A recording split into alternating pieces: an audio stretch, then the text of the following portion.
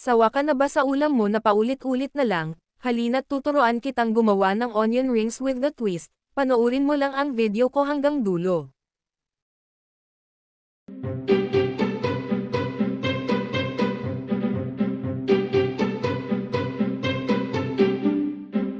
Para sa mga sangkap na kakailanganin, isang buong carrot na hiniwa into cubes, bell pepper, isang sibuyas at bawang. Naglagay rin pala ako ng Chinese celery. Kayo ba naglalagay din ba kayo ng celery sa mga lutuin katulad nito? Please comment below. Isang itlog. Isang tablespoon ng harina. Kalahating kutsaritang paprika, asin at chicken powder. Takpan lang ito at i-grind lang ilang segundo, hanggang maging smooth ang texture ng ating veggie mixture. Kung wala namang grinder, pwede hiwain or gadgarin gamit ang pangkayod ng keso. Maaari na ring ilagay ang giniling na pork. Hinugasan ko pala ito mga idol at nilagay ko rin sa strainer upang di ito maging matubig.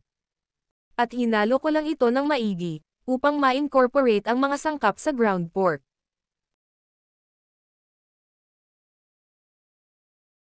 Naglagay rin ako ng 1/4 na keso at kinayod ko lang ito. Kayo ba naglalagay rin ba kayo ng keso sa mga lutuin katulad ng patty or Shanghai fillings? Pa-comment naman po, salamat. Hinalo ko ulit ito, upang mas maging cheesy ang ating patty na ilalagay sa onion. At naglagay rin ako ng 2 teaspoon ng asukal for adding sweetness sa ating patty.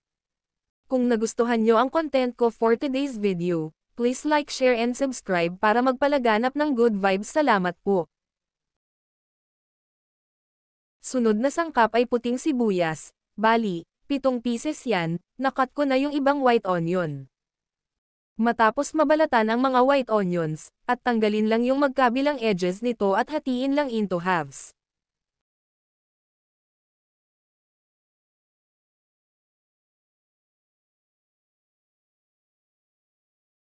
At ito na ang mga nakat na white onions at maaari na tayong mag-proceed sa next steps. Naglagay lang pala ako rito ng malaking size ng white onion at maliit sa gitna, para may mapaglagyan pa ang pork mixture. Pwede na nating i-coat ng flour yung onion ring. Make sure lahat ng part nito ay fully coated para kumapit ang egg mixture dito. Then kinoat ko na ito ng beaten egg, same procedure ng coating ng harina. Last coating is Japanese breadcrumbs. Gawin din ang ganitong procedure sa iba at nagpapainit na pala ako ng mantika sa oras na ito. Bali ito na lahat yon. May second version ako na ginawa, may plain na onion ring at may ground pork. Yung mga excess onion tinabi ko pala para sa next recipe. Iwasan natin ang food waste. Eprito lang ito hanggang sa mag-golden brown.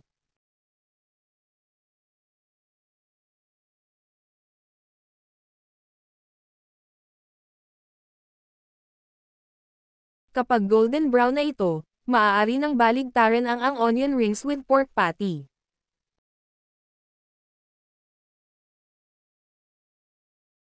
Kapag ganito na ang output, meaning pwede na itong hanguin at itabi para ma-drain ang excess oil nito.